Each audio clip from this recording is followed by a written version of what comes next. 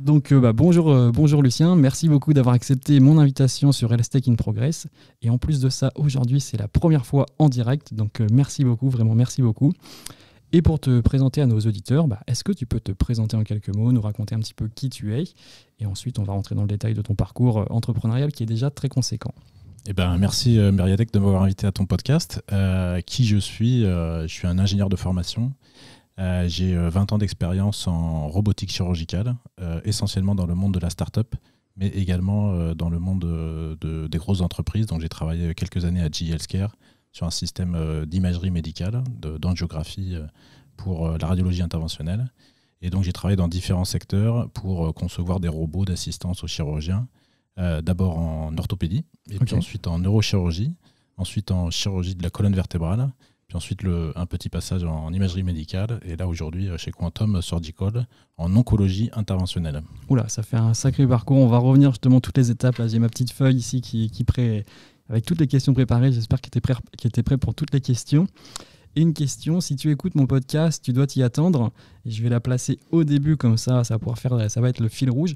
Est-ce que tu as un aventurier préféré qui te motive tous les jours, qui peut t'inspirer dans ton parcours entrepreneurial, et qui est déjà assez conséquent vu que tu as presque 15 ans d'entrepreneuriat maintenant? Est-ce que tu as quelqu'un comme ça qui t'inspire tous les jours? La réponse est non. Non. donc effectivement, j'écoute tes podcasts avec beaucoup d'intérêt. Et donc cette question, je me la suis posée. Okay. J'ai pas d'aventurier, si tu veux, que je suis au jour le jour ou qui m'inspire de façon régulière. Par contre, effectivement, pour moi, qu'est-ce que c'est que l'aventure? Pour moi, avant tout, c'est l'exploration. C'est-à-dire, quand tu me parles d'aventure, je pense aux gens qui sont partis explorer, soit dans l'Antarctique, soit dans la jungle, soit dans l'espace. Donc peut-être une première personne qui me viendrait à l'esprit, ce serait Mike Horn. Ok, très bon choix. J'avais lu un de ses bouquins à l'époque où il racontait son parcours, où il s'était fixé comme défi un peu fou de rester sur la latitude zéro et de faire tout le tour de la Terre à latitude zéro. Et donc voilà, découvrir soit des endroits inconnus, soit des endroits connus, mais dans des conditions un petit peu extrêmes, ça pour moi c'est l'aventure, en tout cas telle que je la pense. Et puis pour la petite histoire, il y avait à l'époque une émission qui s'appelait The Island, qui avait un concept assez intéressant, contrairement à Koh-Lanta qui est plutôt dans le jeu avec pas mal de préparation de production, où il débarquait une vingtaine d'aventuriers sur une île, et puis la mission c'était de survivre pendant 30 jours et de traverser l'île en complète autonomie et en survie totale. Je crois que j'ai regardé la première saison, en effet, ça me dit quelque chose. Exactement. Donc à la fin de la première saison, il y a toujours l'appel à candidature. Et donc j'avais candidaté, j'avais été contacté pour faire partie de la deuxième saison. Ok, carrément. Et puis à ce moment-là, j'ai appris que j'allais être papa en août et que l'enregistrement allait être en octobre. Et donc voilà, j'ai décliné, mais ça aurait été une belle aventure pour moi. Il y a quelques priorités dans la vie, en effet. Mais on va revenir dessus parce que tu t'as dit de se mettre dans des conditions de vie, de sortir un peu de son cadre de vie, c'est ça l'aventure. Et je vais te les poser juste après parce que je crois justement que le voyage, c'est une importance particulière pour toi vu que tu as fait 2 grands breaks. Mais avant ça, est-ce qu'une question aussi générale pour mieux te connaître, pour que nos auditeurs aussi te connaissent un peu mieux, qu'est-ce qui te passionne en général dans la vie? Dans la vie en général, je dirais les gens. Moi, ce qui me fascine, c'est les parcours de gens qui ont des parcours qui ne sont pas linéaires, des parcours de vie qui sont atypiques. Ça, c'est vraiment des choses typiquement qu'on rencontre dans des voyages où on va dans des conditions avec des gens qu'on n'a pas l'habitude de rencontrer et qui font des choix de vie et des parcours de vie assez incroyables. Donc ça, c'est un premier truc qui me fascine. Et puis ensuite, je pense que je suis quelqu'un profondément attaché à la nature. Donc tout ce qui est, on va dire, participe à des activités en plein air, haute montagne, avec un petit peu de, on va dire, pas de la solitude, mais en tout cas être un peu plus dans un espace et dans une temporalité différente de notre quotidien. Et puis là, on va dire dans le travail, plutôt l'innovation en chirurgie. Tout ce qui est vraiment développer des nouveaux produits. En chirurgie spécifiquement. On va dire en thérapeutique, pour être un petit peu plus large que la chirurgie, parce qu'aujourd'hui, il y a une espèce de convergence entre la chirurgie qui est de moins en moins invasive, avec des actes interventionnels qui se rapprochent de plus en plus de traitements qui ont des mêmes résultats que la chirurgie. Donc on va dire globalement les thérapeutiques dans le bloc opératoire, et surtout la phase, si tu veux, où tu développes des nouveaux produits et que tu vas convaincre des early adopters, des innovators, d'accompagner cette technologie et de la faire évoluer jusqu'à ce que ce soit un produit qui ensuite peut être lancé dans un plus vaste marché avec ce qu'on appelle la early majority, des gens où on est après sur d'autres problématiques de supply chain, de distribution, de marketing, de sales. Complètement. C'est des questions que je pourrais te poser aussi sur l'écosystème parce que justement, là, on va parler de Quantum après. Bon, c'est de la medtech, donc c'est encore un niveau supérieur. On va y arriver. Et donc, du coup, je disais tout à l'heure l'importance du voyage pour toi. Je sais qu'on a fait un premier appel justement pour échanger un petit peu, pour se connaître un petit peu. Et c'est mis aussi en grand sur ton profil LinkedIn, ce qui est quand même assez rare parce que voilà, on se dit, le gars, il a quand même lancé 2 énormes boîtes dans la medtech. Il met en gros sur son profil LinkedIn que tu as fait 2 grands breaks de 1 an pour voyager tout simplement. Ouais. Est-ce que tu peux nous expliquer pourquoi tu as fait ces breaks-là, à quoi ils t'ont servi? Et bon, c'est peut-être des questions un peu philosophiques, mais justement, qu'est-ce qu'ils ont pu t'apprendre et qu'est-ce qu'ils ont pu t'apporter dans les boîtes que tu as lancées, donc avec medtech avant et aujourd'hui Quantum? Le pourquoi il est assez simple, c'est parce que moi j'aime voyager avec mon frère, ma sœur. On a toujours voyagé avec nos parents quand on était petits, donc on n'est pas sur un modèle de résidence secondaire, aller toujours au même endroit, donc on a toujours été découvrir d'autres endroits, que ce soit dans la montagne, à la mer ou ailleurs. Et puis, c'était une période de vie à la fin des études où on avait tous les trois un petit peu cette envie de faire un projet, de donc voyager. Le premier break, voilà. Ça, c'était le premier break juste après 2005 2001 2001. Enfin, j'étais diplômé fin 2001, donc en 2002. Okay. Et donc, on a monté un projet avec des écoles primaires, parce qu'on avait toute une logique de faire collaborer des écoles primaires à l'étranger et en France pour, juste à un niveau assez modeste, faire découvrir l'étranger, que ce soit l'étranger français par rapport aux autres ou l'étranger là où on était par rapport à la France. Okay. Et donc on a monté ce projet et puis on est allé voyager un petit peu partout en Asie, en Afrique et en Amérique du Sud. Vous aviez tracé votre parcours avant de partir ou alors on avait tracé effectivement parce qu'il y a quand même des questions de saisonnalité qu'il faut gérer. Oui. Donc on avait en gros les 3 continents et puis les billets pour ces 3 continents et puis ensuite ça se fait beaucoup sur place. Okay. Vous arrivez dans un pays, après vous décidiez où vous alliez ou c'est pareil, vous aviez quand même décidé à l'avance dans les villes dans lesquelles vous alliez? Dans les pays, tu as des idées quand même, mais après tu fais quand même en fonction de ce qui se passe, des contacts que tu rencontres sur place. Et puis, qu'est-ce que ça apporte pour moi? Je dirais que c'est 2 expériences fondamentales en termes de construction de la personnalité, de la perspective que tu as sur le monde. Okay. Je dirais pas que ça m'a changé, puisqu'en fait, je pense que j'étais déjà comme ça un petit peu, mais ça a renforcé un certain nombre de choses. Et c'est tout simple, mais en fait, quand tu fais un break d'1 an, tu coupes un peu tous les liens que tu avais, qui sont un peu ton quotidien et tes contraintes, et des choses, une espèce de carcan de contraintes mentales, sociétales, sur lesquelles tu as l'habitude de vivre et de construire, et donc déconstruire tout ça pour aller te retrouver un petit peu sur l'essence de qui tu es, ce que tu veux faire, qui sont les gens, et puis après tout simplement découvrir comment vivent les gens, qu'est-ce qui est commun un peu dans tous les pays, et puis quelles sont les différentes approches sur des thématiques soit de société, soit métaphysiques, spirituelles. Il y a beaucoup de choses à apprendre de la façon dont d'autres personnes, d'autres cultures voient le monde. Complètement. Et donc le deuxième voyage, c'était en quelle année? C'était en 2009. 2009, du coup, c'était après la première grosse phase medtech. Exactement. Medtech, oui, excuse-moi. Ouais, tout à fait. On avait fini le développement du produit, marquage CE, homologation FDA. Donc on est arrivé dans un changement de phase qui était de la commercialisation et de l'accompagnement de vente de la première génération du robot. Et donc j'ai fait ce break. Je suis parti là pour le coup spécifiquement en Asie, parce que c'est un continent qui me... Tout seul ou encore avec tes frères et sœurs? J'étais en couple à l'époque, okay. Donc c'était avec ma copine. Et donc on est parti spécifiquement en Asie, parce que là c'est vraiment une culture qui me correspond moi, et sur laquelle j'avais vraiment accroché lors du premier voyage. Okay. Et donc là c'était encore un voyage à la découverte des gens, vraiment centré sur l'Asie, et un certain nombre de pays et de spiritualité, de religion, de mode de vie, de culture, avec plus de temps dans chaque pays, donc plus la capacité à comprendre comment les gens vivent, quelle est leur perception du monde en fait, parce que quand tu t'imprègnes suffisamment longtemps dans un pays, tu finis en fait par penser comme les gens, et après tu vois les autres voyageurs qui arrivent et en fait tu penses comme les locaux, et donc tu comprends mieux comment ils te perçoivent toi. Ça me fait penser, je sais pas si tu l'as vu le film, bon, je crois que la traduction française c'est Premier Contact, si je me trompe pas. C'est que du coup ça parle justement du fait que ton cerveau, il conceptualise différemment quand tu penses dans une autre langue, quand tu es dans une autre culture. Ouais. Et du coup, bon, là, c'est un petit peu à l'extrême avec des extraterrestres qui arrivent. Et du coup, la fille, elle commence à conceptualiser comme des extraterrestres. Elle est capable de prévoir le futur. Mais en effet, il y a des choses comme ça. Plein de petits mots, par exemple, qui signifient d'autres choses, des comportements qui signifient d'autres choses. Et donc, oui, c'est ce que tu allais chercher. Et une question que je me posais justement là quand tu étais en train d'expliquer tout ça, c'était que tu étais encore associé de MedTech, parce que c'est vrai qu'on ne l'a pas précisé à nos auditeurs, mais tu as lancé une première boîte, MedTech, et donc là, on va parler aujourd'hui de Quantum. Mais avant de partir sur ce deuxième voyage, tu étais encore associé ou tu avais laissé tes parts Non, ouais, j'avais gardé mes parts de l'entreprise et puis c'était un break. Et puis ensuite, après, je suis parti travailler chez JLK, mais ensuite, je suis revenu après chez MedTech. Et donc, tes associés t'ont dit, bon, vas-y, pas de souci, hein, tu peux partir pendant 1 an. Alors, effectivement, c'est toujours un challenge pour une entreprise quand il y a une personne qui a un rôle clé qui fait un break, mais ça fait partie, je veux dire, de la vie d'une start-up. Et puis, c'est la force de l'agilité d'arriver à se reconstruire, d'évoluer différemment et puis d'être capable de réintégrer des personnes plus tard sur le même chemin, quoi. Ok, complètement. Ok, très très clair. Moi, c'est vrai que ça donne envie. Et peut-être la question facile, quelle va être ta prochaine destination ?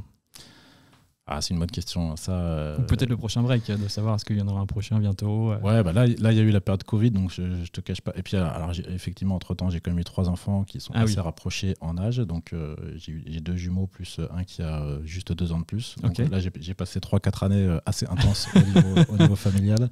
Donc, les perspectives de voyage, elles se sont fortement réduites, on va dire. Non, moi j'ai pas de... Tu vois, c'est comme l'aventurier, j'ai pas vraiment de pays préférés. Il y a beaucoup de pays que j'aime beaucoup. Il y a des pays que j'aimerais absolument revoir, qui sont la Birmanie, la Mongolie, l'Inde, le Népal. Énormément de pays sur lesquels j'aimerais repartir. Et puis il y a d'autres pays que j'aimerais découvrir. Il y a une certaine partie du monde dans laquelle je ne suis pas allé, le Moyen-Orient. Donc pas mal de choses à découvrir. Donc j'ai pas d'idée particulièrement en tête. Je fonctionne plutôt à l'instinctif, c'est-à-dire que ça va être en fonction de l'opportunité et puis de l'envie du moment, quoi. Je pense qu'il y a à découvrir partout. En famille ou en solo?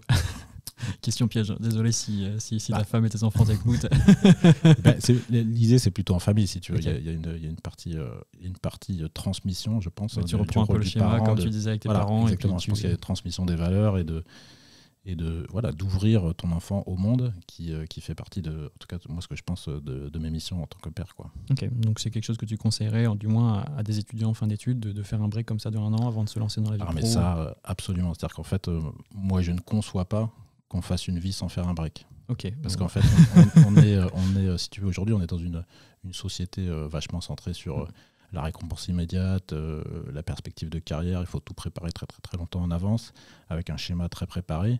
Je pense que faire un break, c'est vraiment extrêmement important pour vraiment se recentrer sur soi, prendre la perspective et puis se dire, ok, où est-ce que je vais moi ? Qu'est-ce que je choisis moi ? Et pas qu'est-ce que la société veut que je fasse ou qu'est-ce que mon entourage veut que je fasse, et pas se conformer au schéma qu'on essaie de calquer sur soi, mais plutôt se dire, est-ce que c'est un schéma qui me convient ? Et parfois, ces 2 schémas sont les mêmes, hein. Il n'y a pas de problème, mais par contre, au moins, en tout cas, ça vient de soi-même. Ok. Autre grosse question que je me posais juste avant d'arriver justement sur Quantum, c'est qu'est-ce qui t'a poussé vers le monde entrepreneurial ? Qu'est-ce qui t'a attiré vers cet univers-là ? Comment t'es tombé dans la marmite, si je peux le dire ? En fait, par accident, quoi, quasiment. Je pense que rétrospectivement, je te dirais que c'est ma personnalité. En fait, quand on est comme ça dans l'innovation, dans l'early stage, ça correspond plutôt à un schéma de start-up qu'à un schéma de grand groupe, sauf des cas très spécifiques où, par exemple, à G, il y avait un projet très innovant avec une formulation un peu start-up projet. Un peu entrepreneurial. Voilà, c'est ça, exactement. Ensuite, moi, c'est tout simplement, je suis parti en voyage, je suis revenu, j'ai contacté les gens avec qui j'avais travaillé dans mon stage de fin d'année de fin d'études qui était sur un robot chirurgical. Et puis, il s'est trouvé que Bertin Naum avait créé sa boîte sur Nîmes à l'époque pour la robotique en orthopédie. Et donc, ça s'est fait comme ça. On a fait un entretien Gare de Lyon dans la brasserie. Et puis voilà. Ok, d'accord. Ok, c'est intéressant. C'est une question que je me pose et puis peut-être que des jeunes entrepreneurs se posent. Donc, tu dis que Bertin, qui est aussi ton associé aujourd'hui dans Quantum, il avait lancé la boîte. Tu arrives juste après. Est-ce que tu discutes directement de parts quand c'est comme ça, quand tu rentres tôt dans une boîte ? Comment ça se passe ? Ou est-ce que tu les as peut-être acquis plus tard ? Comment tu es devenu associé dans la boîte ? En fait, il y a plusieurs schémas. En fait, hein. Effectivement, quand moi, à l'époque, c'était mon premier boulot. Hein, donc, j'avais pas toute cette expérience, cette connaissance aujourd'hui que j'ai de la structure structure capitalistique d'une start-up et de l'évolution. Donc, ce n'est pas des choses qu'on a discutées au début, c'est des choses qui sont venues après, une fois. Parce que moi, j'ai démarré un stagiaire. Donc, en fait, si tu veux, on ne va pas non plus donner des parts d'entreprise à tous les stagiaires dès qu'ils viennent dans l'entreprise. Désolé pour les stagiaires qui nous écoutent. Voilà.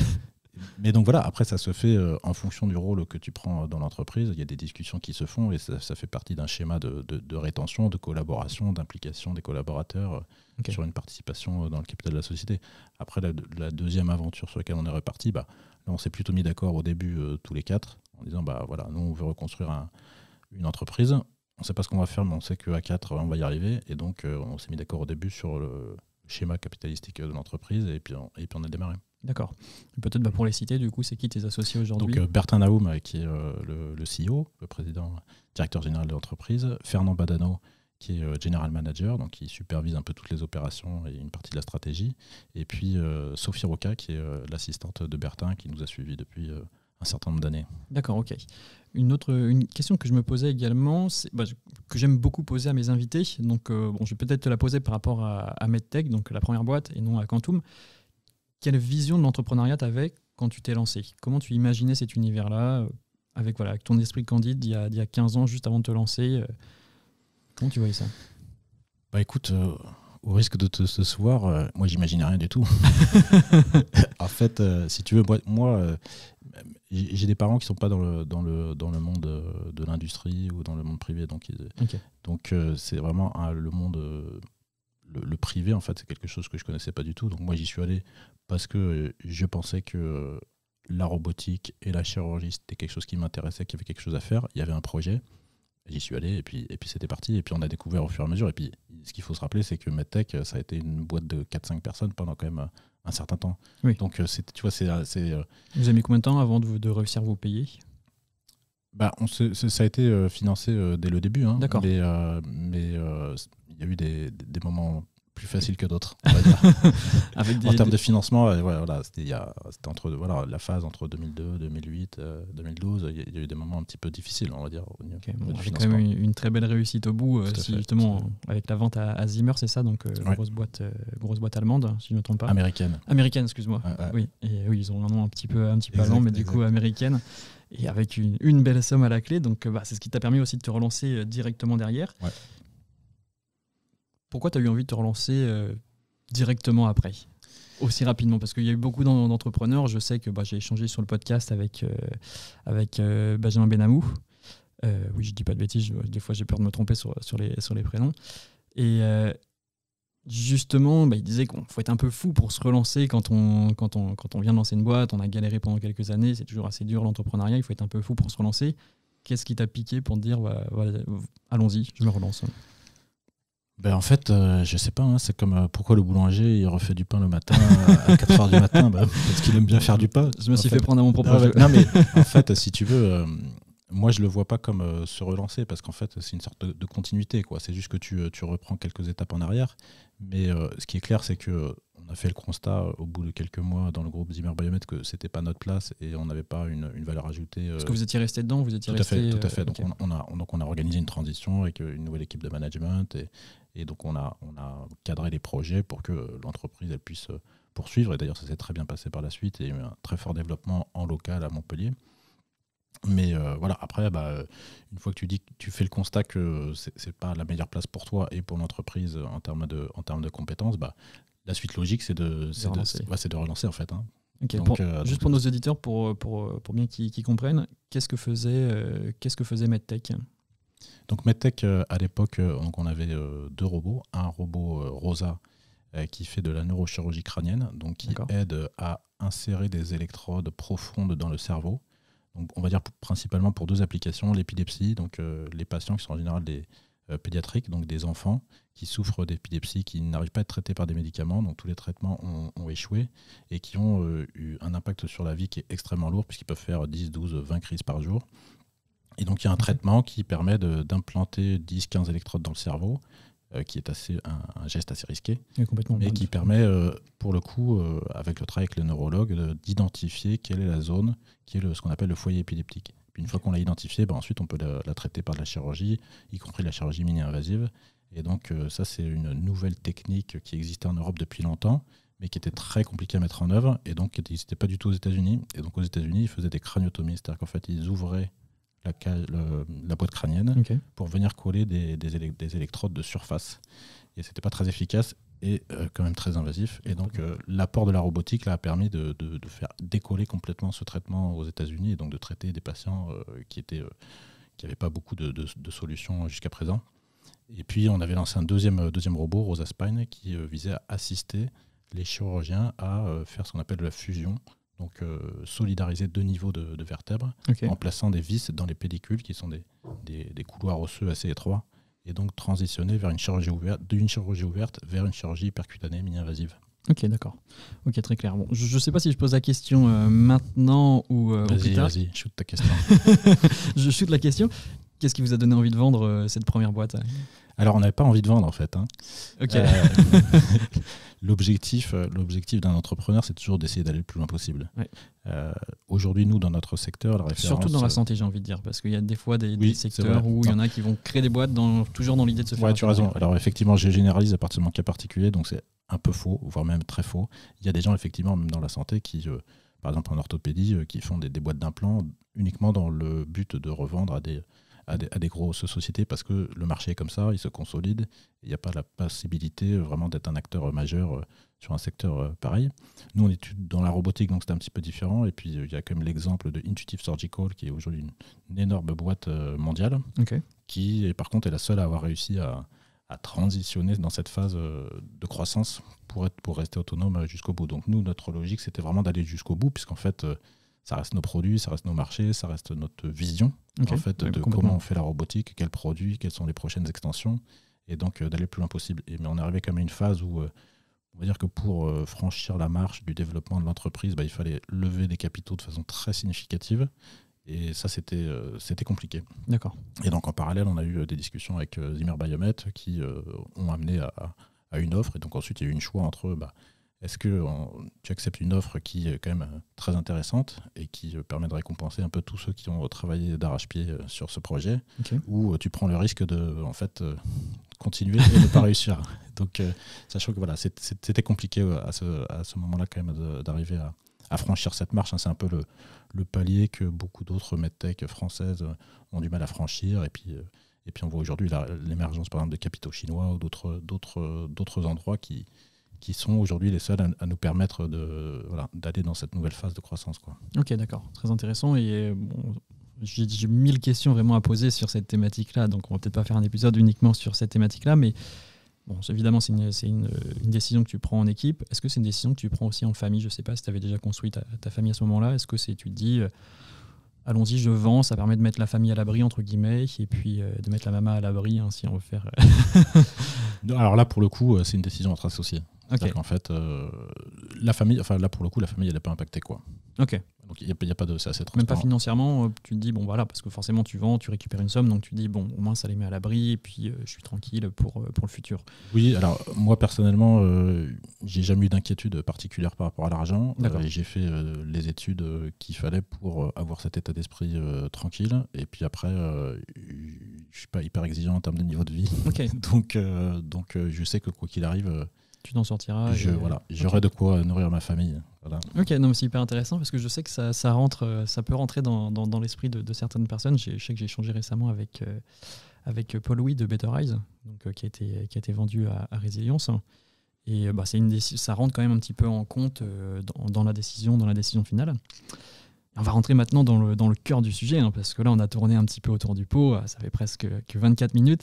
Est-ce que tu peux nous présenter Quantum Surgical ? Donc, je ne sais pas si je le dis bien. C'est bien. Ouais, Quantum, on le dit comme on veut. Quantum Surgical. Quantum Surgical. Okay. Aujourd'hui, c'est une start-up dans le monde de la robotique pour ce qu'on appelle l'oncologie interventionnelle. Donc, c'est les traitements pour le cancer de façon interventionnelle, et on y reviendra. On est une start-up initialement basée à Montpellier, donc on a un peu plus d'une quatre-vingtaine d'employés. On a également grosse start-up quand même. Une moyenne start-up. Voilà.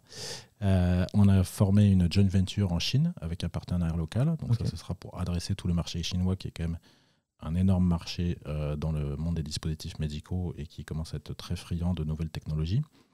Et on est en train de monter on a une filiale aux US et on est en train de staffer l'équipe aux US pour adresser également tout le marché américain avec les aspects essentiellement de vente, après-vente, avant-vente, servicing, etc. D'accord. Donc on est dans le domaine de l'oncologie interventionnelle, c'est-à-dire que c'est pas de la chirurgie, il n'y a pas d'incision.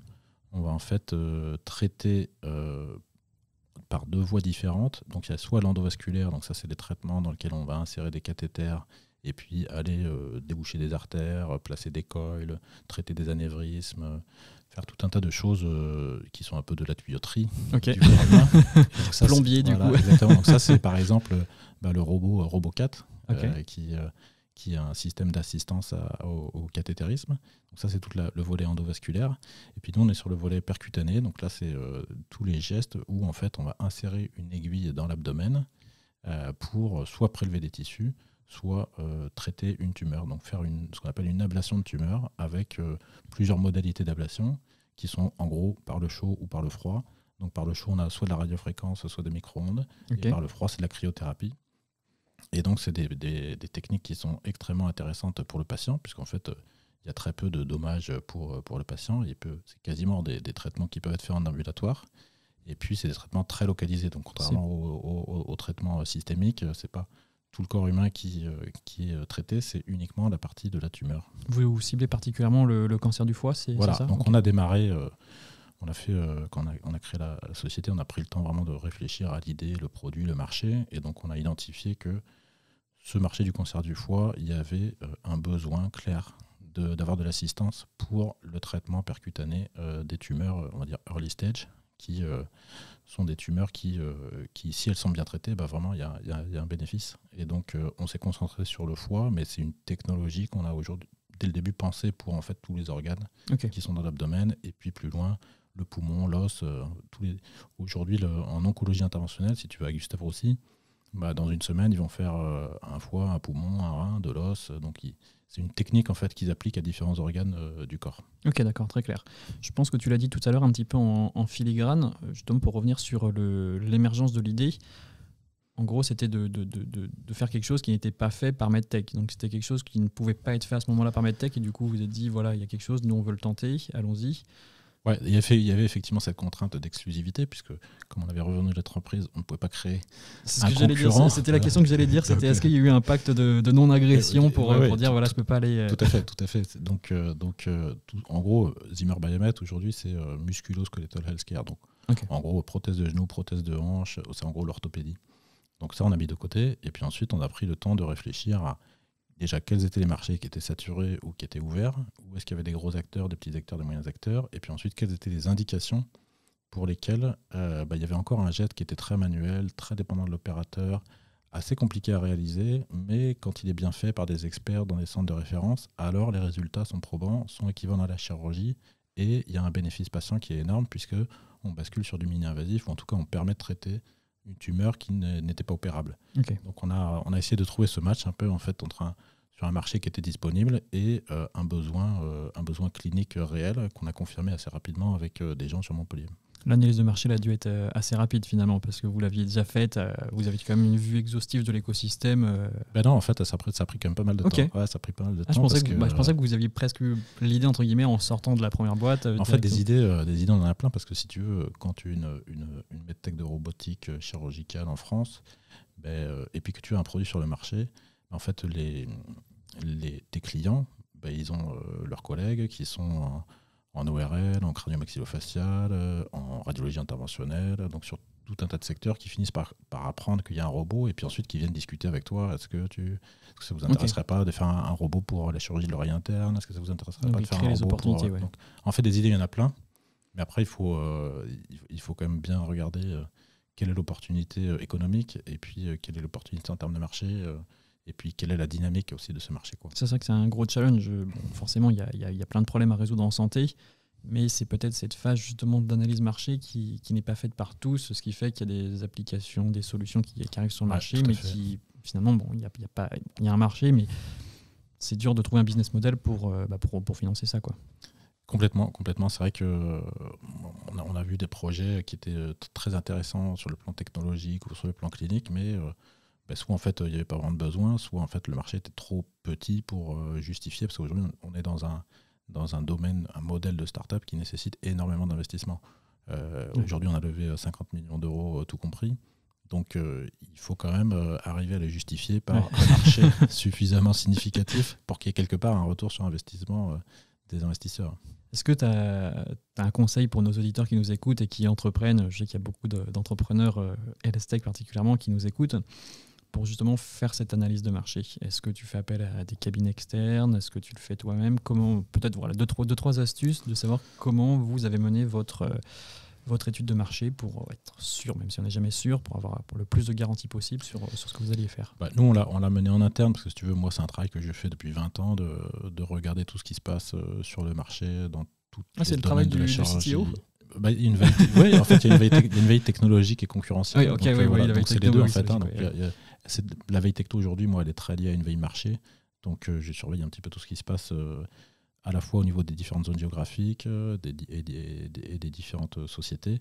Donc, c'est un travail qu'on avait un peu quand même l'habitude de faire. Après, moi, si je peux me permettre un conseil, c'est que ça dépend vraiment, les cabinets ou les consultants, il faut vraiment que la personne elle soit compétente sur ce type d'analyse. Et il y en a, mais il faut trouver les bons, parce que c'est quand même des recherches très ciblées. C'est pas est-ce que tu peux m'analyser le marché de je ne sais pas quel médicament où toutes les données sont disponibles, quoi.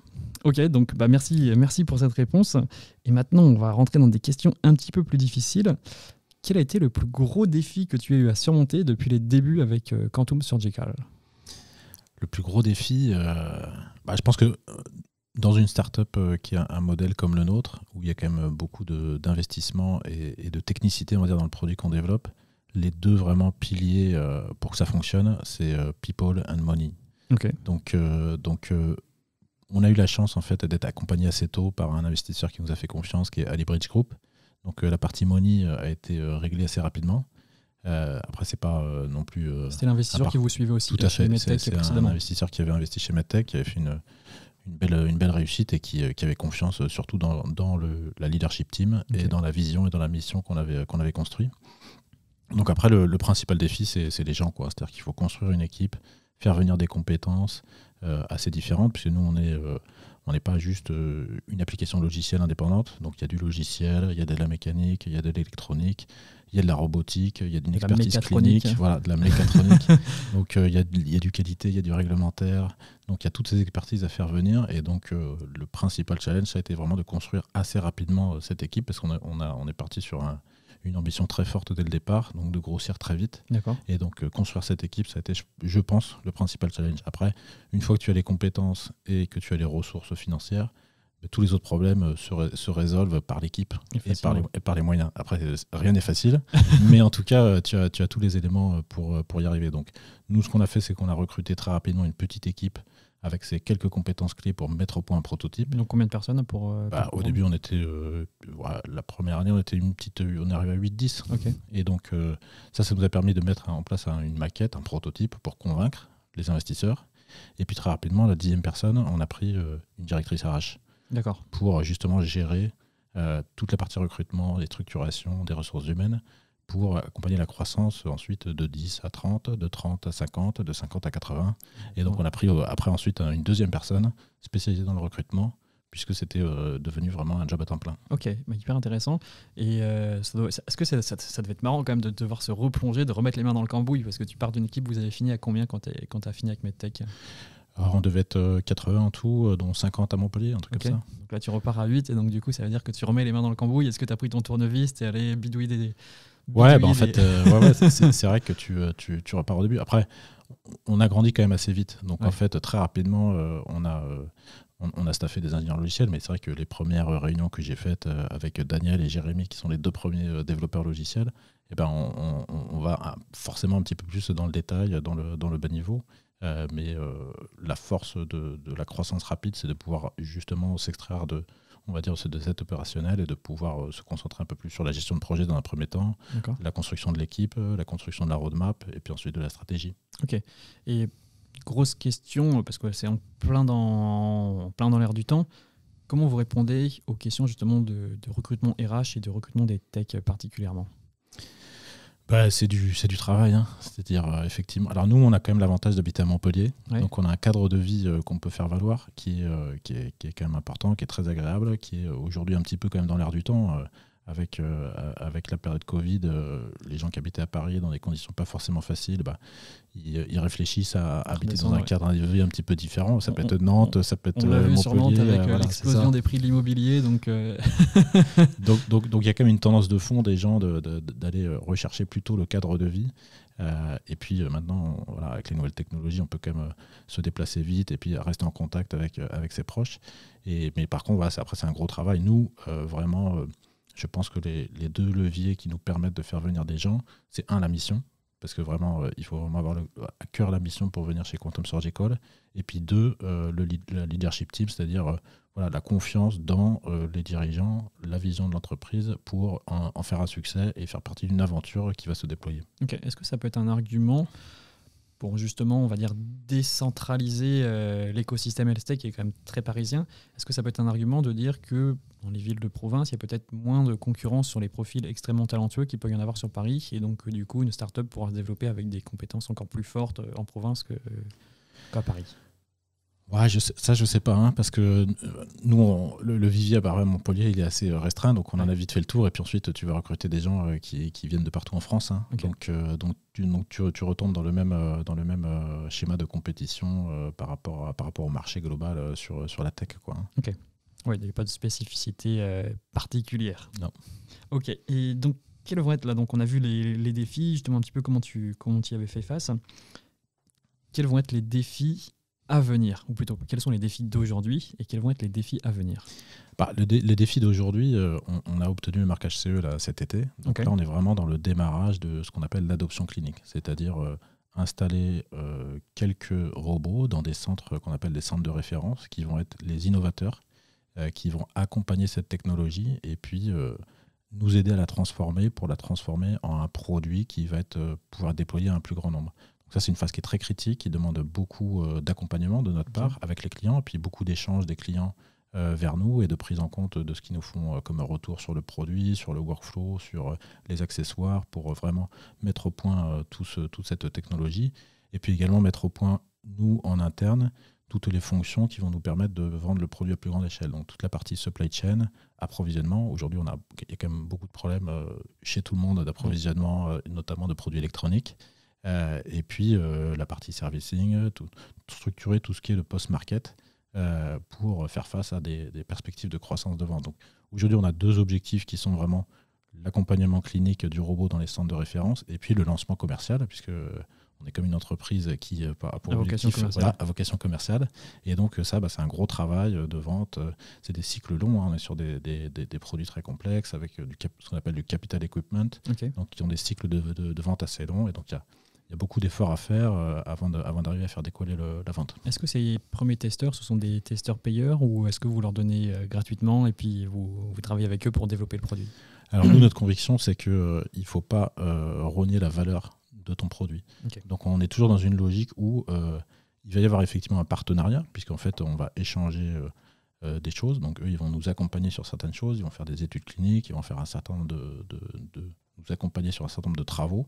Donc il y a effectivement des conditions financières qui sont particulières pour les premiers qui vont innover sur cette technologie, mais on reste quand même sur une dynamique où il faut que le client perçoive la valeur du robot Epyon et donc soit prêt également lui aussi à investir, y compris financièrement, dans cette technologie. D'accord, ok. Et qu'est-ce que je veux dire? Donc, est-ce que toi, tu es en discussion aussi directe avec des personnes qui bossent dans les hôpitaux? Est-ce que tu les as directement? Est-ce que tu restes en contact du produit? Ou est-ce que justement, des fois, il y a un peu un risque, le fait de grossir, de devenir une plus grosse boîte, de se décorréler Oui, alors ça, c'est un risque, hein, c'est vrai. C'est un risque, mais qu'on voit plutôt sur des grosses boîtes. Alors moi, je suis très market focus, très customer focus, donc ce qui m'intéresse, moi, c'est le produit. C'est pas avant la technologie. Ce qui m'intéresse, c'est le produit et quel va être le retour des utilisateurs. Donc aujourd'hui, on a la chance d'être accompagné depuis plusieurs années par un certain nombre d'équipes médicales en France, qui viennent ici surtout à Quantum Surgical pour faire des tests qu'on appelle des tests de usability, donc de facilité d'utilisation du dispositif, des tests de validation, des tests de prototypes sur les prochaines fonctionnalités qu'on est en train de développer, de concevoir. Donc c'est des gens qu'on voit très régulièrement. Au mois de janvier, je pense qu'on en a vu 10-15 peut-être qui sont venus chez nous. Ok, d'accord. Oui, c'est bien pour rester toujours proche de son utilisateur final. Grosse question, parce que tu me l'as spoilé un petit peu dans ma trame. Normalement, je mets une question. Je me dis, qu'est-ce que tu vas faire, qu'est-ce que tu ferais avec 50 millions d'euros pour développer ta boîte? Bon, il s'avère que tu as déjà eu 50 millions d'euros. Donc, qu'est-ce que tu ferais là si tu devais rajouter, je sais pas, 100, 150 millions? Qu'est-ce que tu ferais pour développer encore plus vite Quantum? Alors c'est un bon sujet. C'est assez compliqué parce que nous, on est sur vraiment ce marché sur lequel on est. Alors si on était sur un autre marché déjà mûr en termes de robotique, il y aurait un effet de scale-up sur les ventes qui consommerait beaucoup de cash. Okay. Donc pour lequel on pourrait se dire, je vais adresser un certain nombre de marchés sur lesquels je ne suis pas présent, sur lesquels je sais que ça nécessite beaucoup d'investissement et que je vais avoir un retour. Là, aujourd'hui, nous, on introduit une nouvelle technologie dans un marché qui ne connaît pas la robotique. Okay. Donc, on sait qu'il y a quand même un certain temps long. Il y a des choses qu'on ne peut pas trop accélérer. Par contre, par exemple, il y a potentiellement de la diversification à faire. C'est-à-dire qu'aujourd'hui, on est sur un robot qui a un capital equipment avec une offre de maintenance. Et donc, potentiellement, il y a des opportunités d'étoffer en fait, l'offre, la solution qu'on propose pour le traitement du cancer avec d'autres devices ou d'autres solutions logicielles ou d'autres solutions de services qui peuvent compléter un petit peu un écosystème de solutions pour le traitement du cancer. Ça pourrait être une piste si tu me fais un petit chèque de 100 millions. Bon, je ne suis pas en mesure de te le faire tout de suite, ce petit chèque de 150 millions. Bon, peut-être un jour. Mais dernière question justement sur Quantum. Est-ce que ça ressemble aujourd'hui à ce que tu pensais quand vous êtes lancé dans l'aventure Quantum? Oui et non.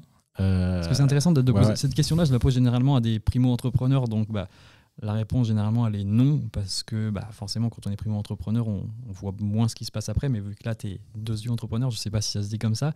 Est-ce que du coup, ça colle un peu plus avec l'image que tu te faisais, avec la projection que vous faisiez avec vos associés?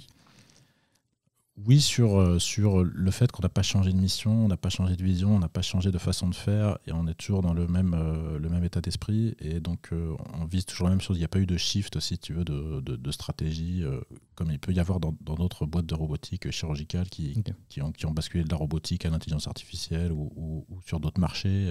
Donc nous, on est resté quand même... moi, j'avais rédigé le dossier Jeune entreprise innovante.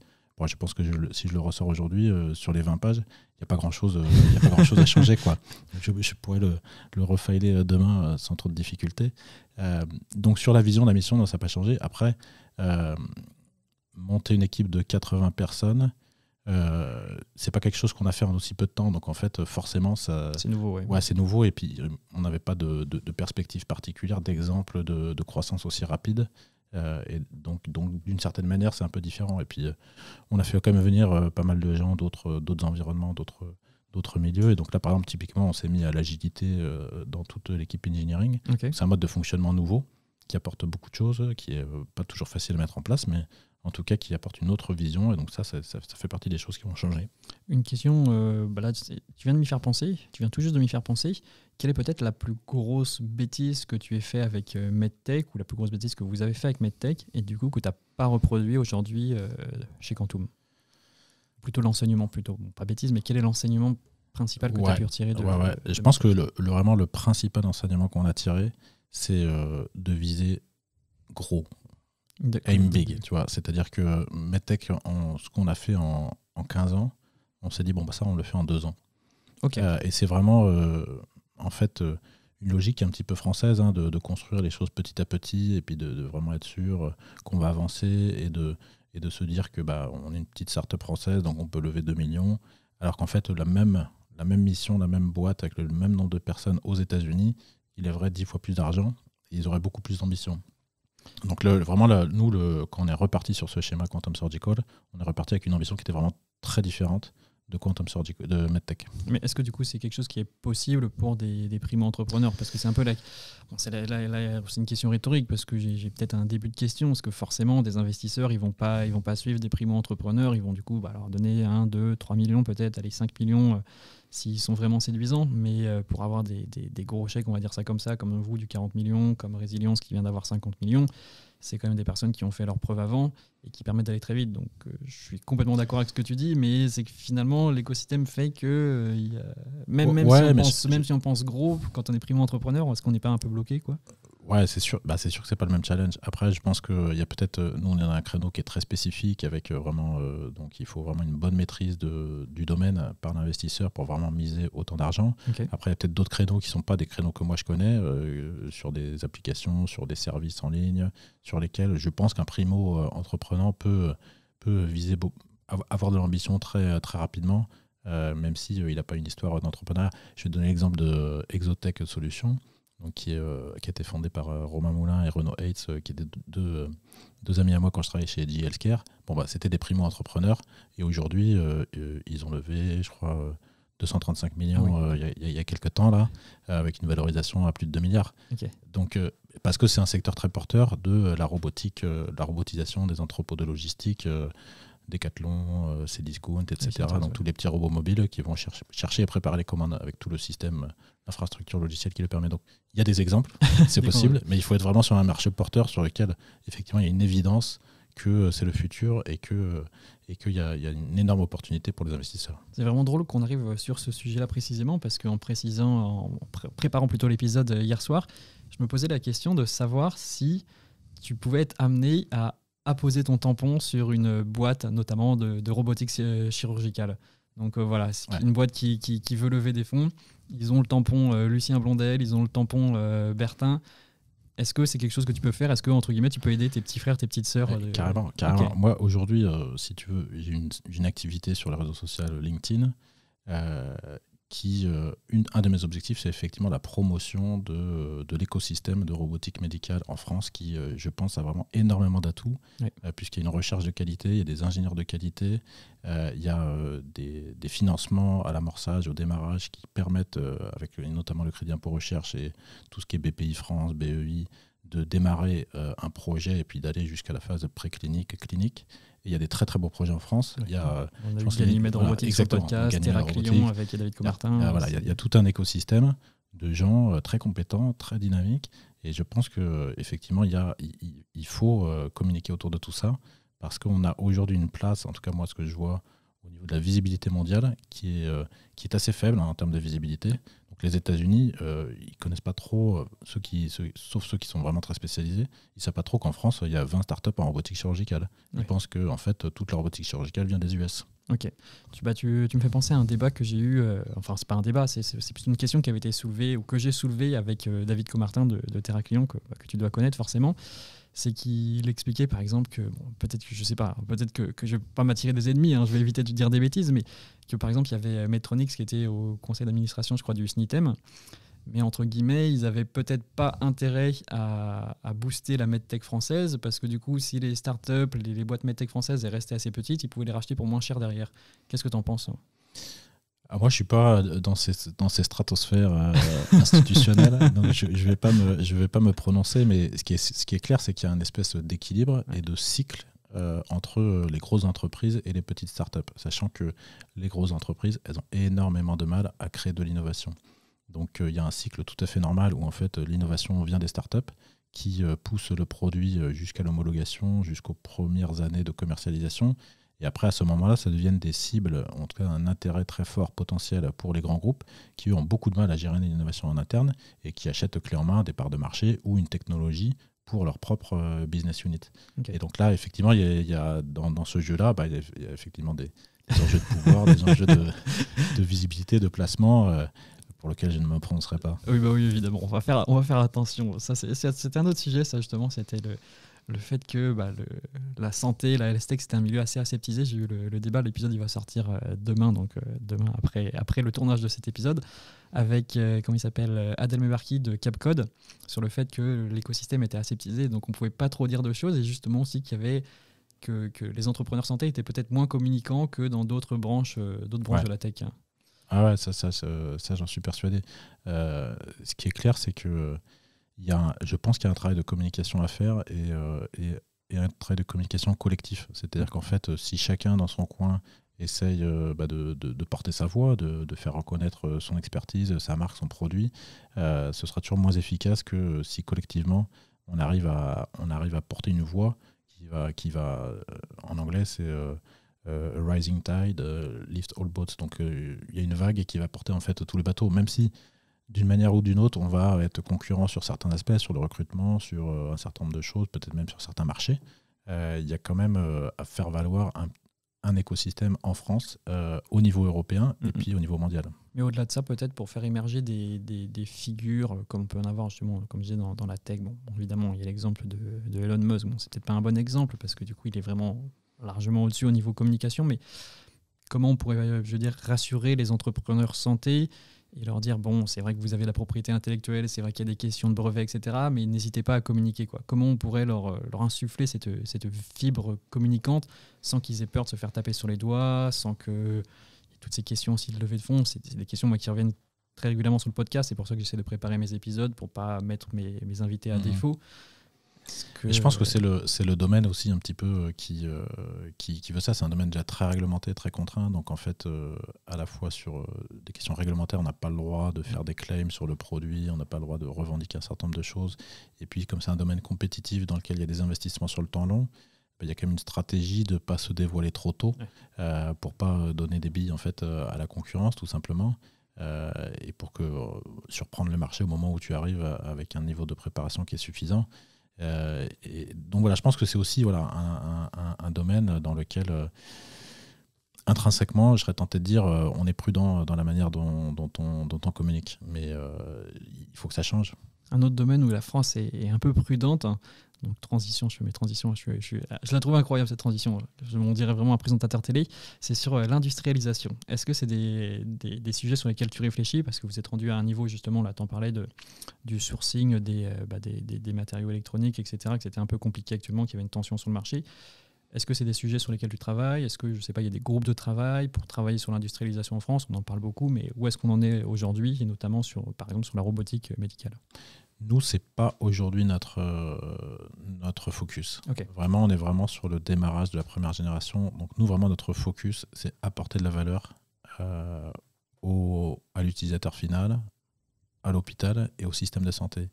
Et ensuite, tout ce qui viendra derrière, c'est-à-dire réduire les coûts, industrialiser, on sait que c'est des problèmes qui se résolvent. En fait, il n'y a pas de...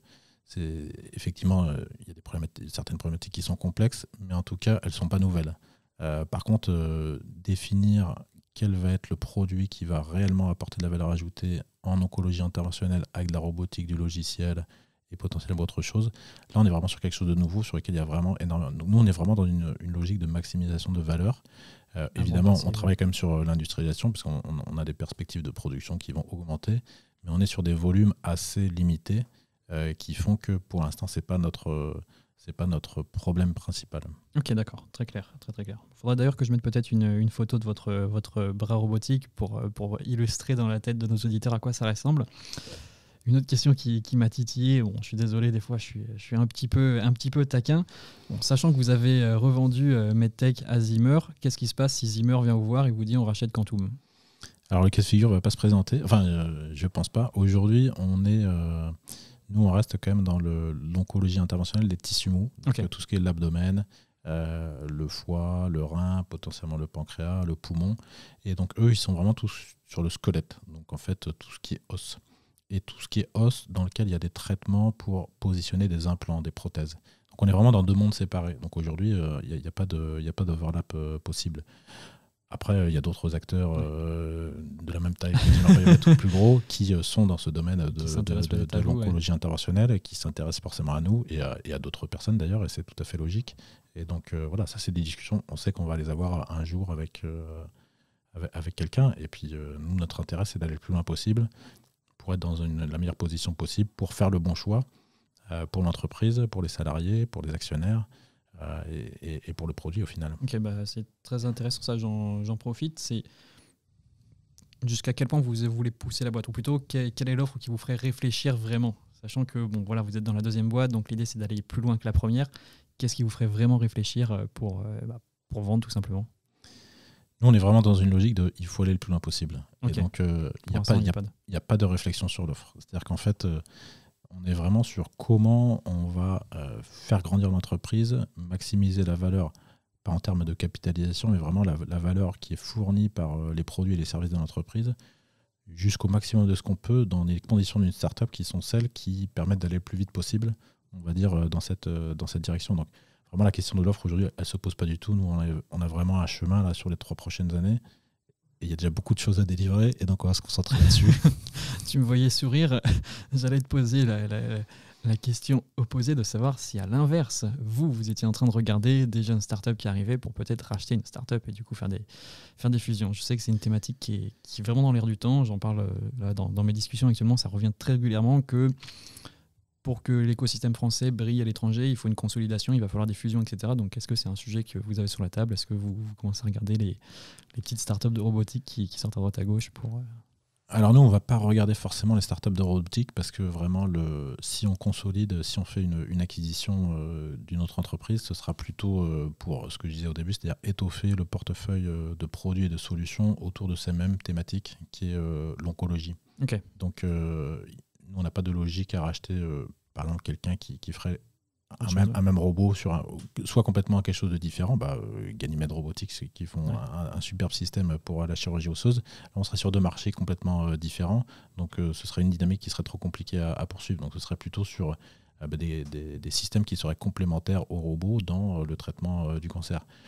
Aujourd'hui, ce n'est pas quelque chose qu'on regarde de façon très active. C'est toujours effectivement quand on est entrepreneur, qu'on a des fonds et qu'on veut faire de la croissance, c'est effectivement toujours quelque chose qu'on a dans la tête pour se dire est-ce qu'on peut faire, on est à la croissance organique et puis il y a la croissance externe. Donc s'il y a des opportunités, on va les regarder, on va les évaluer, peut-être qu'on va faire des propositions, mais ça ne reste pas dans notre feuille de route stratégique immédiate. Est-ce que ça peut être quelque chose que des investisseurs peuvent vous pousser à faire? Complètement. Alors c'est plutôt effectivement... par le biais des investisseurs qui vont nous inciter à regarder telle ou telle entreprise qui font quelque chose de complémentaire. Et puis là, on va effectivement évaluer la technologie, voir comment elle peut s'intégrer nous dans notre plateforme technologique, où est-ce qu'on va pouvoir faire des synergies, est-ce que vraiment ça s'intègre bien, quelles sont les compétences, est-ce qu'elles sont redondantes, est-ce qu'elles nous permettent de grossir vite, d'accélérer. Donc ça fait partie effectivement des choses qu'on a fait. D'accord, ok. Et qu'on n'a pas poursuivi. Mais qui arriveront peut-être encore dans le futur. Et pour finir justement cette partie sur l'écosystème, on vient de parler des investisseurs.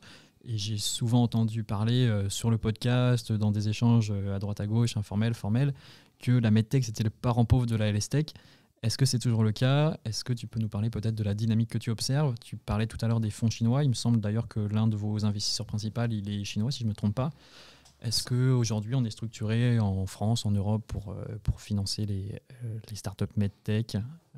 Alors, ça, il faudra poser la question à mon CFO. Mais en tout cas, moi, ma perspective, avec les informations que j'ai, c'est qu'aujourd'hui, on a beaucoup, en tout cas en France et avec l'Europe, on a beaucoup de véhicules financiers y compris non dilutifs, donc c'est-à-dire qu'ils ne vont pas prendre de part au capital de l'entreprise, qui permettent de développer une start-up dans, on va dire, les 3-4 premières années pour aller jusqu'à la commercialisation. Et donc, on le voit avec des prêts, avec des subventions, avec des projets européens, avec des projets français, avec des projets régionaux. Donc là, il y a beaucoup de mécanismes. Et puis, il y a aussi des investisseurs qui maintenant sont familiers avec notre domaine et qui sont prêts à prendre le risque au démarrage. Après, là où c'est plus compliqué, c'est quand on arrive à des tours, ce qu'on appelle série B, série C. Donc, dans la levée de fonds, il y a le seed fund, ensuite série A, série B, série C.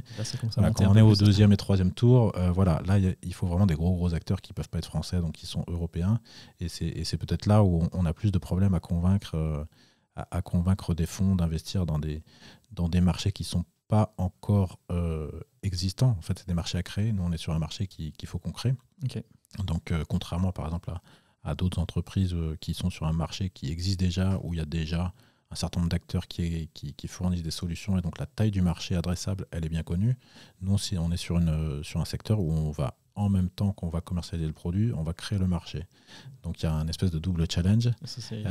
Et donc ça, c'est plus compliqué à faire comprendre. Et par contre, effectivement, aujourd'hui, en tout cas là, dans les quelques dernières années, il y a des capitaux, il y a des liquidités qui viennent de Chine, qui cherchent en fait tout simplement à placer leur liquidité et donc qui voient tout à fait l'opportunité en Europe ou aux US, y compris, ou en Israël, de miser sur des investissements plus risqués de start-up et donc d'investir dans des sociétés comme Robocat, comme Quantum Surgical, avec sous forme de partenariat à chaque fois. D'accord. Et c'est une question que je n'ai pas posée précédemment, c'est que vous allez adresser principalement quel marché ? Marché français, marché allemand, marché américain, marché chinois peut-être du coup ? Voilà, donc exactement tout ça à la fois en même temps. Non, les questions et les réponses. Tu as raison. En fait, toi, ça rejoint la réponse que je t'avais faite avant. Dans l'histoire de MedTech, on a adressé ces marchés un par un. Et donc ça a pris beaucoup de temps. Et, là, c'est ce que tu dis, et donc là, l'idée, c'est vraiment de dire, nous, on fait les 3 marchés en même temps. Aujourd'hui, c'est quoi les 3 marchés ? C'est les États-Unis, évidemment, l'Europe, qui est un marché un petit peu plus compliqué parce qu'il y a un top 5 des, on va dire, Angleterre, Allemagne, France, etc. Et puis après, il y a tout un tas d'autres plus petits marchés qui, du coup, à chaque fois, sont plus compliqués à établir. Et puis la Chine qui est vraiment un énorme marché potentiel. C'est facile d'aller s'implanter en Chine ? C'est une question que je pose parce que comme vous avez des investisseurs justement chinois, est-ce que c'est assez facile ? On dit que ça peut être un peu plus compliqué. Ouais, c'est pas si facile. Et ce qui est pas facile, c'est que ça change. donc voilà, nous on a réussi par exemple avec l'histoire de Rosa à adresser le marché Asie-Pacifique, donc la Chine, mais aussi l'Inde et puis d'autres pays en Asie du Sud-Est. Et donc là, on a eu une réussite. Mais ce qu'on a fait à l'époque, aujourd'hui, n'est plus possible. Donc il y a des changements de dynamique, de géopolitique, de stratégie nationale en Chine, le Made in China for China, qui font que il faut changer de mécanisme et donc il faut passer plutôt par des joint ventures. Et puis voilà, aujourd'hui on est quand même dans un contexte, il y a eu un petit peu quand même quelques tensions entre les États-Unis et la Chine. Et donc voilà, il y a quand même un certain donc ça change quoi. Donc c'est plus compliqué à appréhender. Je trouve qu'aujourd'hui le marché chinois est quand même plus compliqué à appréhender. C'est une énorme opportunité, ça c'est clair. Et le fait d'avoir des investisseurs chinois, forcément, ça peut vous ouvrir des portes aussi. Exactement. Donc c'est un investisseur qui est en fait international, qui est basé à Hong Kong et puis en fait qu'on appelle cross-border, donc qui va faire le lien entre les US, l'Europe et la Chine. Mais effectivement, c'est un investisseur qui a un gros réseau en Chine et donc qui nous permet d'appréhender de toute façon très simple la culture chinoise déjà, quelle est aujourd'hui la dynamique dans laquelle s'inscrit l'industrie médicale du medical device en Chine, quels sont les véhicules, les façons de travailler en Chine pour le marché chinois. On en revient un petit peu à ce que tu disais au début de l'épisode avec le voyage, c'est que quand tu t'imprègnes d'une culture, Exactement, et donc vu de loin, c'est-à-dire qu'aujourd'hui en Chine, c'est impossible d'y aller sans avoir... Nous, on a recruté quelqu'un spécifiquement d'origine chinoise qui fait le lien entre notre joint venture et l'entreprise, parce que sinon c'est plus possible. Donc c'est vraiment très important d'être très connecté en fait avec ce marché. Hyper intéressant ça. Est-ce que tu recommanderais à des boîtes de s'adresser à des investisseurs chinois pour aller plus facilement vers la Chine ? Est-ce qu'il y a peut-être des contre-indications ? Est-ce que je sais pas, est-ce qu'il y a des choses à dire là-dessus ? C'est une bonne question. Oui, non, moi personnellement, j'ai pas un investisseur qui soit chinois, européen ou américain, ça ne me dérange pas particulièrement. Ce qui est clair, c'est que c'est une question complexe. Donc moi, ce que je recommanderais, c'est d'aller un épisode de podcast dédié sur cette thématique. D'aller vraiment demander aux entrepreneurs qui sont passés par là, aux cabinets. Aujourd'hui, il y a des cabinets spécialisés dans ce type de transactions. De construction de partenariats qui sont des gens notamment français qui vivent depuis 20 ans là-bas et qui font que ça toute la journée et qui eux vraiment vont comprendre la dynamique et les attentes d'un côté, les attentes de l'autre et ce qu'il ne faut pas faire, ce qu'il faut faire, ce qu'il faut dire, ce qu'il ne faut pas dire. Donc ce qui est clair, c'est qu'on ne peut pas faire l'impasse de la stratégie chinoise aujourd'hui.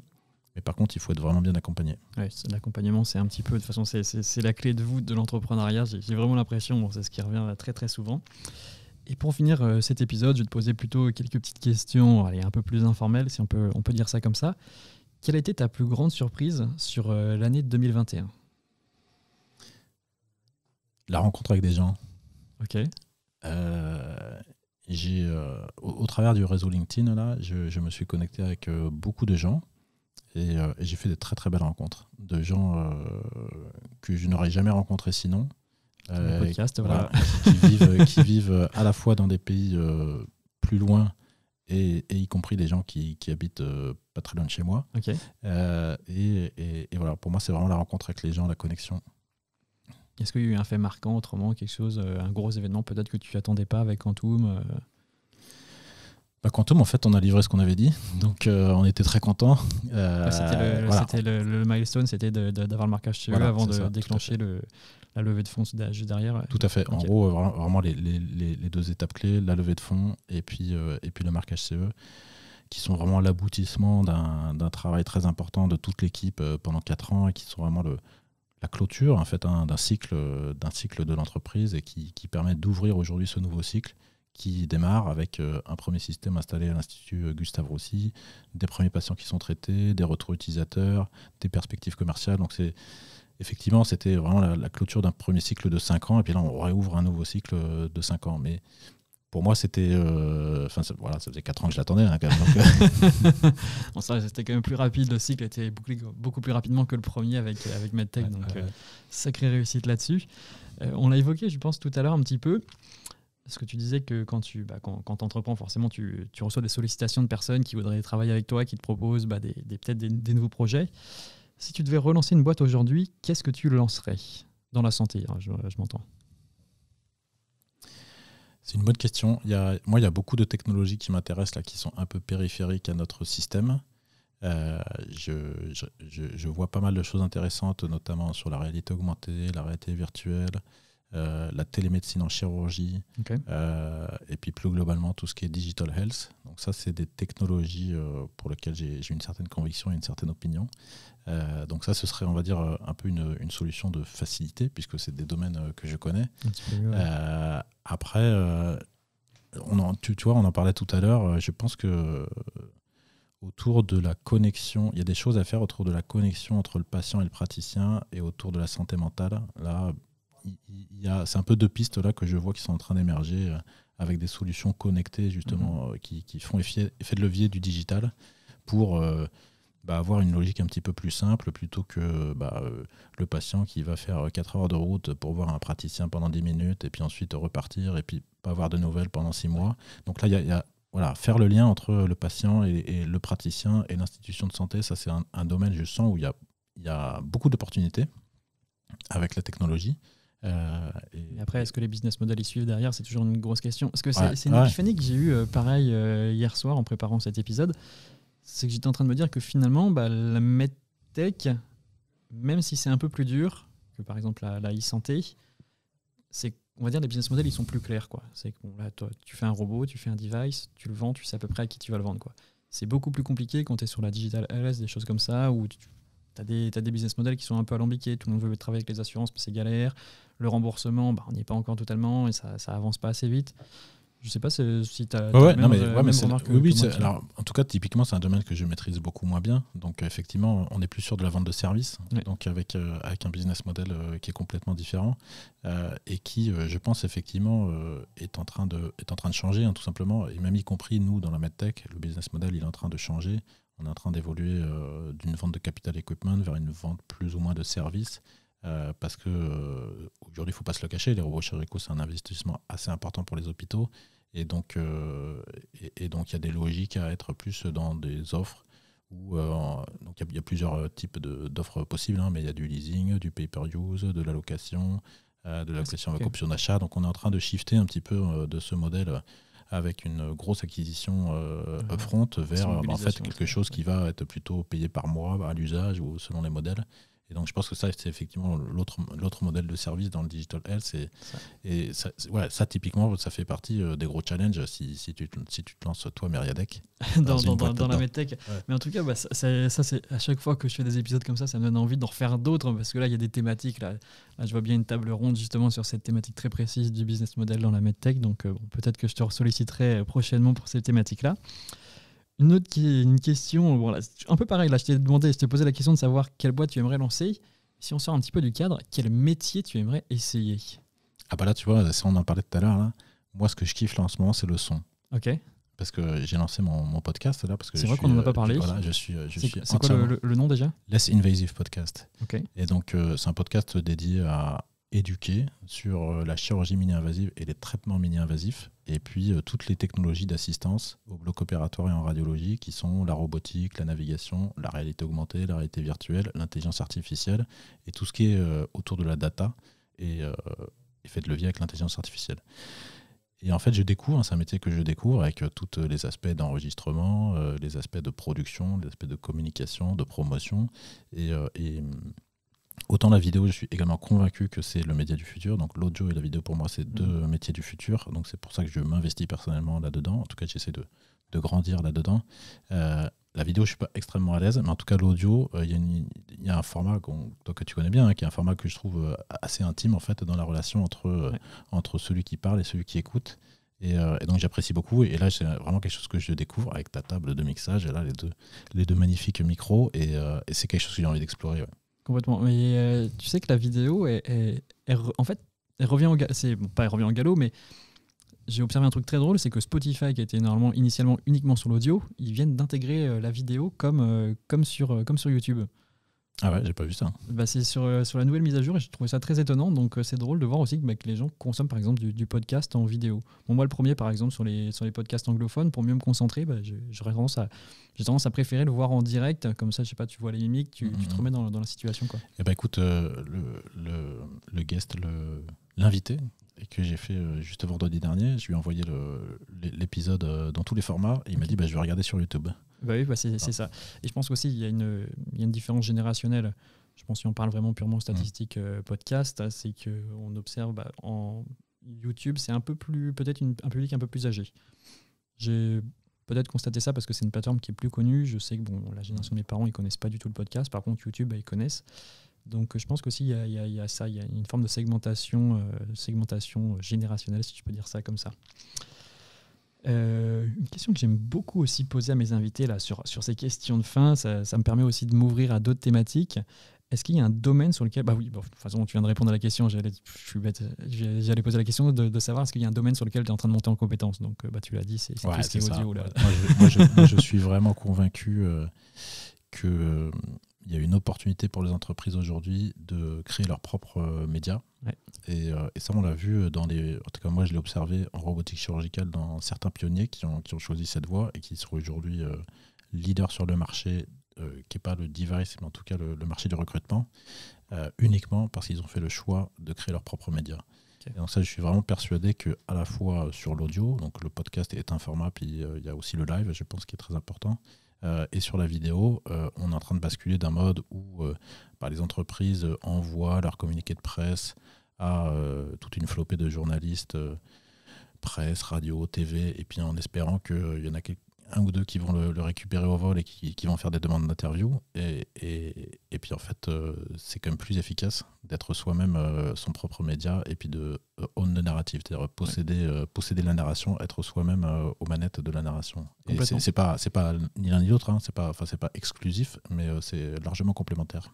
Ce que j'observe peut-être, si je mets un petit haut-là là-dessus, c'est que les boîtes qui réussissent avec leurs propres médias ils gardent comme une forme de neutralité sur leurs médias. Donc, je prenais l'exemple de Bonne Gueule, par exemple, c'est que pour une marque de vêtements, pendant des années, ils ont présenté toutes les marques, et ils continuent à le faire. Alors voilà, ils parlent quasiment jamais de leur boîte à eux. Et en fait, de façon dérivée, les gens savent ce qu'ils font, et donc forcément, ils ont confiance en eux, ils ont encore plus confiance en eux quand ils parlent des autres. Donc, je suis 100% d'accord. C'est-à-dire qu'effectivement, il faut apporter de la valeur, il faut éduquer, il faut informer, il faut inspirer. Et ça, c'est pas uniquement son produit et son entreprise, ça doit être même juste 10 ou 15% sur sa propre promotion et le reste sur l'écosystème, sur les nouvelles technologies, sur les nouvelles techniques chirurgicales, sur les nouveaux praticiens, sur les changements qui arrivent entre l'hôpital et les petites structures ASC aux États-Unis qui font du traitement ambulatoire. Il y a beaucoup de choses à dire sur un canal audio ou vidéo qui permet d'éduquer en fait ceux qui écoutent et puis de créer un lien en fait de confiance qui ensuite va faciliter un certain nombre de choses. Oui, non, complètement d'accord. Et forcément, sur ce type de podcast, on ne peut pas finir sans ce genre de questions. Est-ce que tu as un conseil concret pour les auditeurs qui nous écoutent et qui voudraient entreprendre dans la health tech et peut-être plus particulièrement dans la medtech et encore plus particulièrement dans la robotique chirurgicale? Contactez-moi. Non, je pense que... C'est vrai, En fait, y a beaucoup de gens qui sont passés par là. Moi, mais plein d'autres qui ont réussi et qui ont fait des très beaux parcours. Tu as cité tout à l'heure David Comartin, il y a d'autres personnes, Anne Osdoa chez Moon Surgical. Il y a énormément de gens qui ont fait ce travail. Et donc, en fait, on apprend peut-être 100 fois plus vite en écoutant quelqu'un exprimer et raconter son histoire et les enseignements qu'il a tirés, plutôt qu'en lisant des bouquins ou en essayant d'apprendre des théories sur le management ou sur la levée de fonds ou sur un certain nombre de choses. On est quand même sur un fonctionnement qui est à la base qui est de l'humain, et donc l'apprentissage il se fait quand même beaucoup plus rapidement directement par l'humain. Et ça rejoint en fait un petit peu la thématique du voyage, c'est-à-dire que on apprend aussi quand on va chez les autres de leurs propres expériences de vie, même si c'est dans un autre pays, une autre culture.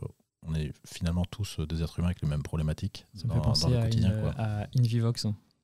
Tu connais Invivox, tout à fait. Avec Julien Delpech, c'est super épisode, je le conseille. Je ne sais pas quel numéro c'est, là, je ne peux pas faire la promotion. Je crois le numéro 21. Je remettrai en description. Mais oui, c'est ça, il a très bien compris que il y a un lien à faire. Justement, c'est ça. Il est parti sur cette idée du compagnonnage, on va dire, médical, et c'est une excellente idée, en effet, d'avoir le contact. Et on va dire que le podcast, c'est un peu une opportunité de discuter avec la personne, par personne interposée. Complètement, c'est effectivement ça, c'est être assis à côté, écouter une conversation et en tirer des enseignements. C'est vraiment, moi, ce que j'ai découvert en commençant, j'ai écouté assez tardivement les podcasts, c'était il y a 7 ou 8 mois. Et des podcasts très spécialisés, effectivement, MedTech, Product Development, Market Access, développement de start-up. Et j'ai vraiment appris énormément de choses juste en écoutant d'autres expériences d'autres personnes. C'est ce que j'ai remarqué. Moi, si je peux donner mon expérience, c'est que j'avais tendance à vouloir construire des interviews avec des questions très précises, très pointues. Mais finalement, je me rends compte qu'on apporte peut-être des fois plus de valeur juste sur une discussion parce qu'on rentre encore plus en profondeur qu'en posant des questions très précises. Voilà, c'est un peu ce que j'ai observé. Et dernière question, c'est la nouvelle question que je pose maintenant, c'est depuis mon épisode avec Emmanuel Bilbao de Pozos. C'est de savoir, est-ce qu'il y a une question que tu aurais aimé que je te pose lors de cet épisode ? Waouh, est-ce qu'il y a une question que j'aurais aimé que je te pose ?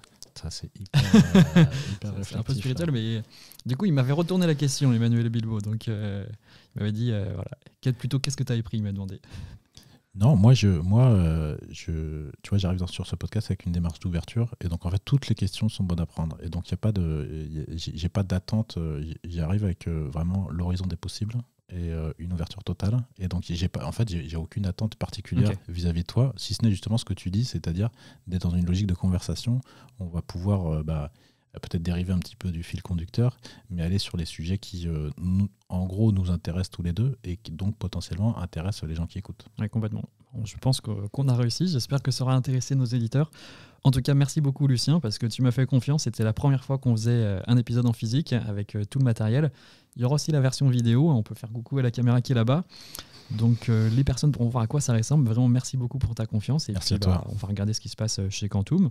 Et puis, on espère voir les robots à l'hôpital très bientôt. Carrément. Merci beaucoup. Merci. À bientôt.